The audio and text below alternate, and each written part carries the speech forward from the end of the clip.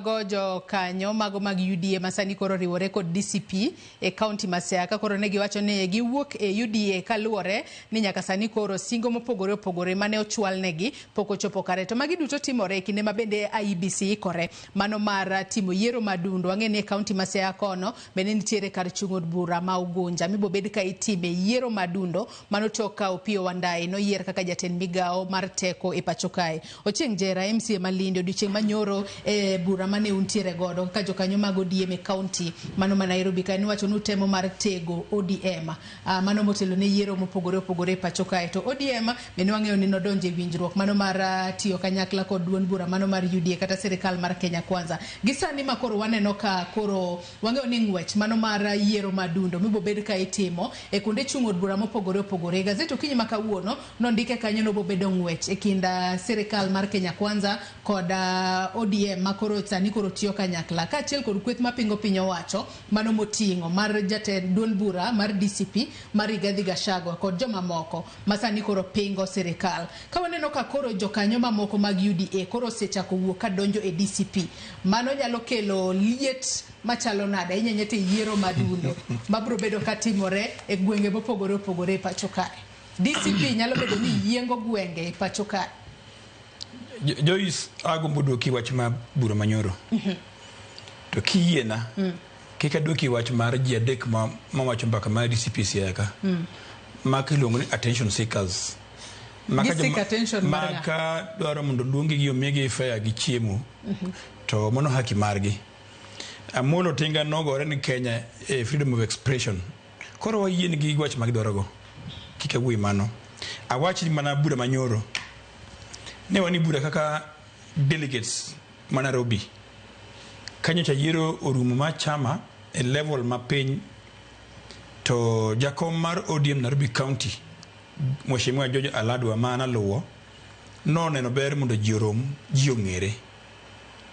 Te ng'eruok no nitie positions manyo akawo kaka jotelo ma Nairobi mag chama mag ODM. Ne wawacho nwadothe gwenge mondo wager chama mar ODM ni e Nairobi kona ka kona. Ne wakwayo IEBC mondo ochak voter registration mondo jowa maonge vitambulisho maonge kura ochak kao. To maduong' moloyo ne wawacho ni party mar ODM nondikore e andike kod chama mar UDA nobro tiyo kamoro achiel e buo broad based.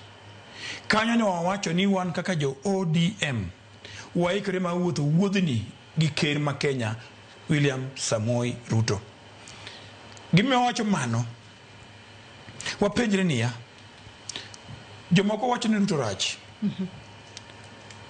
Tipenjre e kind Ruto to gi machielo ma wacho ni Ruto rach ni ere gima rach molo wadgi. Nikech ng'ama wacho Ruto rach ni e ng'at manosiemo Raila mowacho ni bro nego Raila e kinde maandamano. Mowacho Raila dhi bondo owere gi siasa. No wacho weche madongo dongo. Ai kicha kiunyi duogo no jakom piny wawuo wami wan tam. Ere diera nyaka obed jo siasa ma wacho diera okinyi kod godhiambo. Sani koro gibiro kod kwano mar pogo ganda. In jatelo mane jalup jatend piny midako nan dho odwa ni igowa kaka dho odwa anyaka bedi gi Raila poka winyo Raila Odinga wacho ni go joluo ibone ne Kwale ibone ne Masailand kogo mbaka majo Kenya moriw kamoro achiel.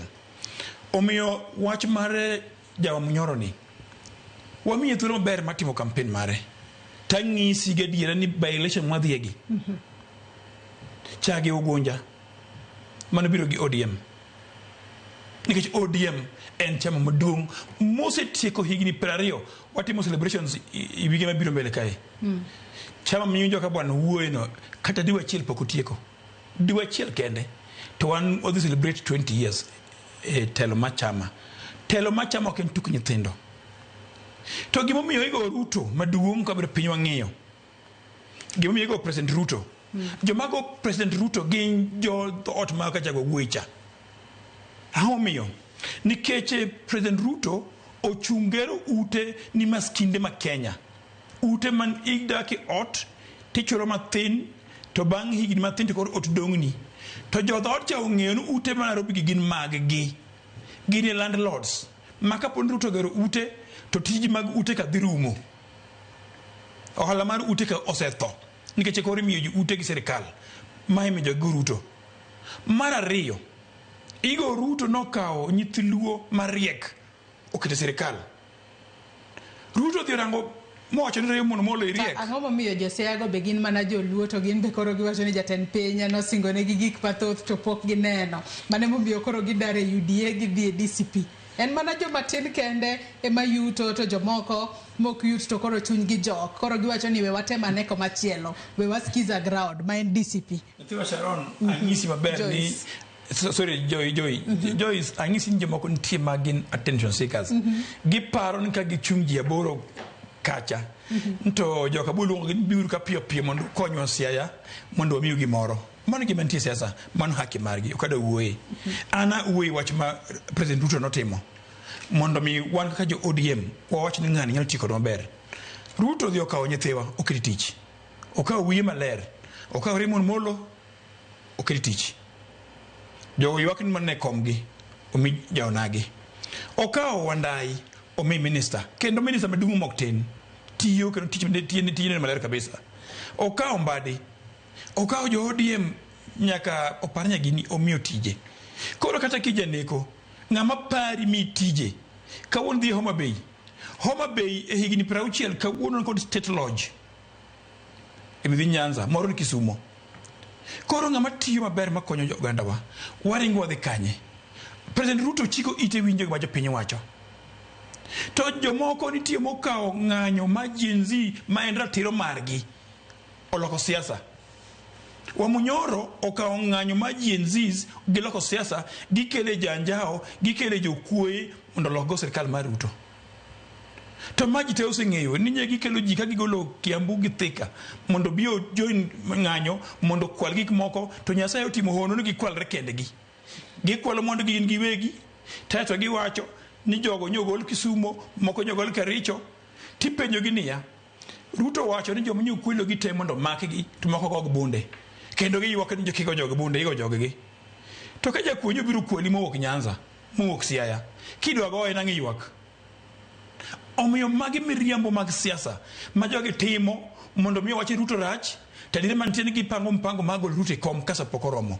Koro wan waamua ni wan kaka jo ODM, Amolo Tingo wacho ni wawuotho gi Ruto kamoro achiel, wabuotho kode. Kendo gochomo yiero mabiro wadhi chung' kode ka baba osenyiso kamano.